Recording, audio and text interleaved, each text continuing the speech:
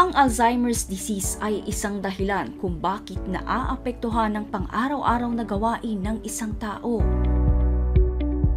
Ito ay dulot ng abnormal protein sa utak, kaya nagkakaroon ng memory loss ang isang individual na nakararanas ng sakit na ito. So, bali ang Alzheimer's disease nga po, it's caused by an accumulation of an abnormal protein in the brain, and it specifically accumulates in the area that's responsible for memory.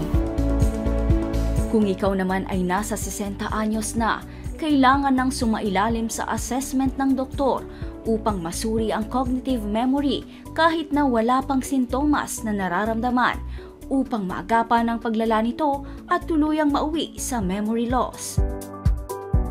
Payo din ng espesyalista, malaki ang naiaambag ng family and care support sa isang may Alzheimer's disease. We advocate rin yung mga non-pharmacologic.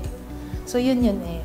I know it's difficult, pero kailangan sa mga pasyenteng may Alzheimer's disease is yung involvement ng family. So parang the way that the family takes care of the patient, talagang aalagaan, laging kakausapin, laging nga yung mga may activities na pinapagawa, kasi nga para na-exercise yung brain nila. Ang pinaka-important is yung early detection. So minsan, ina-advocate niya yung mga senior citizen, like mag-start 60 years old, kahit wala pa kayong ganyang nararamdaman, it's better to have your cognition or yung memory nga assess. Parang as baseline, matingnan natin po kung ano, and mabantayan. Kumbaga mamomonitor. So early screening to start yung early management, it's better.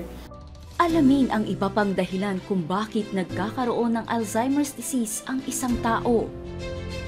Manood ng Doctors on TV ngayong linggo, alas 7 ng umaga, dito lang sa UNTV. Kichi Cipriano, UNTV News and Rescue. Diyos ang aming sandigan, serbisyo publiko ang aming pinahahalagahan.